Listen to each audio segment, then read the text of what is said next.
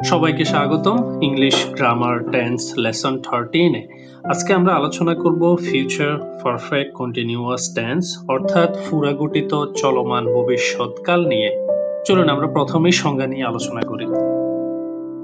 Future perfect continuous tense অর্থাৎ পুরাগঠিত চলমান ভবিষ্যৎকাল এটা এমন কাজ বোঝাতে ব্যবহার করা হয় যা ভবিষ্যতের কোনো কাজ নির্দিষ্ট সময়ে শুরু হয় এবং সেটা নির্দিষ্ট সময় পর্যন্ত চলে বা ভবিষ্যতে চলতে থাকে, এটাকে বলা হয়। এবং আরো বলা হয় ভবিষ্যৎকালে কোনো সময়ের মধ্যে কোনো কাজ চলতে থাকবে এরকম বোঝালেও সেটাকে ফিউচার পারফেক্ট কন্টিনিউয়াস টেন্স বলা হয়। চলুন আমরা আরো কিছু স্ট্রাকচার এবং এক্সাম্পল দেখে বিষয়টা আরেকটু আলোচনা করি। ফিউচার পারফেক্ট কন্টিনিউয়াস টেন্স অর্থাৎ পুরাগঠিত চলমান ভবিষ্যৎকালের স্ট্রাকচার বা গঠন হলো subject plus shall have been অথবা উইল হ্যাভ বিন প্লাস ভার্বের সাথে আইএনজি যোগ হবে প্লাস অবজেক্ট। নিচে দুটো এক্সাম্পল আছে। প্রথমটা যদি আমরা লক্ষ্য করি, I shall have been eating rice for an hour. আমরা এখানে পুরো স্ট্রাকচার মিলে গেছে। আমাদের আই আমরা সাবজেক্ট হিসাবে নিয়েছি, শ্যাল হ্যাভ বিন সেটা হচ্ছে সাবজেক্ট প্লাস হবে, সেটা আমরা পেয়ে গেছি। এরপর হচ্ছে মেন ভার্বের সাথে আইএনজি যোগ হবে, ইটটা মেন ভার্ব, আইএনজি যোগ হয়েছে। এরপরে হচ্ছে object, rice for an hour, আমি 1 ঘন্টা ধরে ভাত খেয়ে যাচ্ছি। আরেকটা যদি আমরা দেখি, he will have been playing football since morning, সে সকাল থেকে ফুটবল খেলতে থাকবে বা খেলে থাকবে।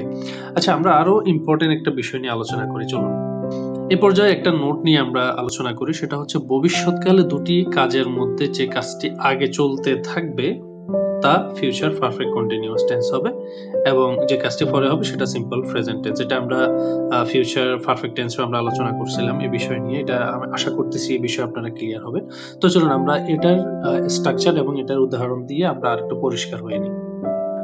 ভবিষ্যৎকালে যদি একটা সেন্টেন্সের ভিতরে দুটি কাজের কথা চলে আসে তাহলে আমরা জানি যে প্রথমটা হবে হচ্ছে ফিউচার পারফেক্ট কন্টিনিউয়াস এবং পরেরটা সিম্পল প্রেজেন্ট টেন্স হবে। তো সেটার স্ট্রাকচারটা কেমন হবে সেটা আমরা একটু দেখি। সেটা হচ্ছে ফার্স্ট সাবজেক্ট এবং আমরা যে গঠনটা দেখছি সেটাই হচ্ছে প্রথম অংশটা সেটাই হবে। যেমন ফার্স্ট সাবজেক্ট থাকবে প্লাস শ্যাল হ্যাভ বিন অথবা will have been plus main verb plus ING plus object. এটা নিয়ে আমরা অলরেডি আলোচনা করছি এবং এটার এক্সাম্পল আমরা দেখে গেছি।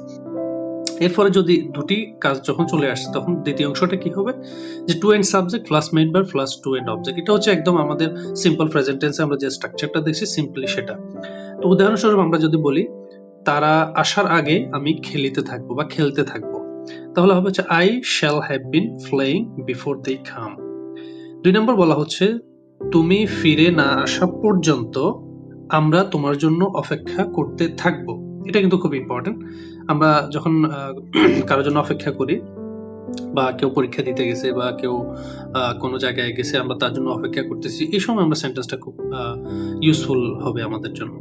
দেখুন এখানে বলা হচ্ছে we shall have been waiting for you until you come back. দেখুন প্রথম অংশে যেটা হয়েছে উই শ্যাল হ্যাভ বিন, আমাদের স্ট্রাকচার অনুযায়ী আমরা শ্যাল হ্যাভ বিন পেয়ে গেছি। এরপরে ওয়েটের ক্ষেত্রে যে যোগ হয়েছে ওয়েটিং হয়ে গেছে, ফর ইউ তোমার জন্য, আনটিল ইউ কাম ব্যাক। এখন আনটিল ইউ কাম ব্যাক এখানে সিম্পলি সবগুলা আমাদের হচ্ছে মেইন ভার্ব হয়েছে, একদম সিম্পলি হচ্ছে সাবজেক্ট এবং অবজেক্ট মেইন ভার্ব একদম সিম্পলি হয়েছে।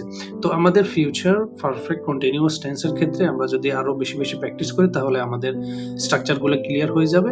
তো ইনশাআল্লাহ আগামী ক্লাসে দেখা হবে। আজকের মতো এখানে বিদায় নিচ্ছি।